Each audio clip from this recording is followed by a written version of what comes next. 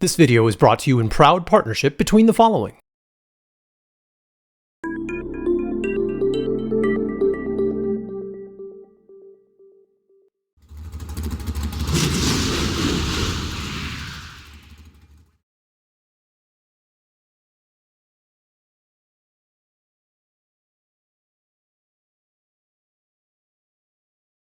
All right, back in the studio for video number 2 on the enigmatic but very necessary Rainmaker. This is your host, Stephen Cleveland, here up in Ypsilanti with my partner in crew payroll. Hi, I'm Kendra. Kendra is going to help us explain and understand a little bit more about Rainmaker. So in our last video, we kind of discussed the opening upper banner and all of your personnel details, and we discussed a little bit of overtime and how that's shown. Now we're just going to go into some basic examples from my September Rainmaker, and I guess what we'll do is we'll kick that off with probably not a lot of people know you can actually click on the pairing that you flew that day, and there will be a bunch of acronyms that aren't explained in the PDF that Kendra emailed out a few months ago, and I'll make sure to have access to that through these videos, maybe in the description or maybe a URL that I'll tell you where you can find that. But these acronyms are not explained in that PDF, so we're just going to quickly take a look and see what these acronyms are. This is clearly just a flight leg.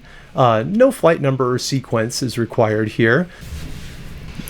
The deadheads get complicated just for the fact that it's got to figure out if it's a commute, if it's travel to training, if it's all that. So honestly, you can kind of ignore all the little... Yeah, and we discussed that there are going to be some other boxes that you can essentially just ignore. It's just Rainmaker figuring out how to handle something, and sometimes that's actually shown that Rainmaker is going through a little process that is relevant to us, but Rainmaker needs to do it.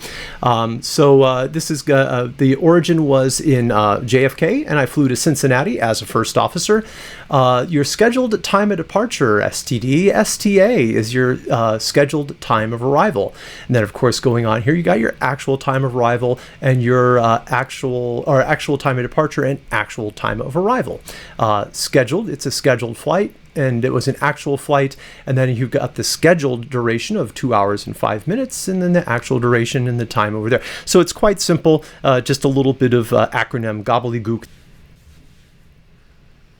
Here's something that a lot of guys might be doing. We're doing Hong Kong Incheon, and then from Incheon all the way over to Anchorage. So here you've got the 2 legs displayed separately, and again the times that are shown here are what we're actually calculating. And how does Rainmaker actually get its numbers? Rainmaker actually gets its numbers from ePic Astro, and that's when you hit recalculate, it's going to go to ePic Astro and get those numbers. Now, where does ePic Astro get its numbers from? Well, here is a photograph I took of our UI page on our ACARS, and as you can see, it's taking those numbers right off the ACARS into Astro ePic and right into Rainmaker. Very cool, and that's actually, I like how that quickly transitions over to Rainmaker without any kind of fuss or muss. One thing to keep in mind, we pay, and Rainmaker does this as well, whatever day the flight actually departs on is when you'll get paid for it, but it is by segment. So if you do a Hong Kong Incheon Anchorage and the Incheon Anchorage departs the following Z day, it will be on the following line. Yeah, so this is pretty much all on Z day or Z time, isn't it? Always Z time. All right, let's close out Anchorage Incheon. Let me take a look here. So yeah, down at the bottom, we've got the totals for each particular column that we have. Now, one thing that you have to keep in mind is, and we're going to just show some of that later, is the columns are going to change based on what you did that month. This month, I didn't have training, so I don't have a training column. But we're going to zip over to another one where there's a training column. So don't expect every column to be there every month. It just depends upon what you did. Kendra? And keep in mind, we showed in the last one that you can click on the columns, but you can also do it at the bottom where you're opening them up.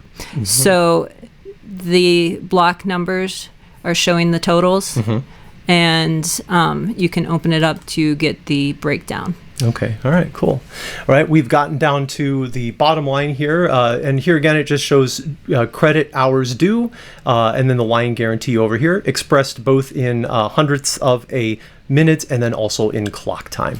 So Kendra, the next one down is these enigmatic boxes at the bottom. We'll break out of this video, start another video, and then I'll let you take over the explanation of those boxes. Okay. All right.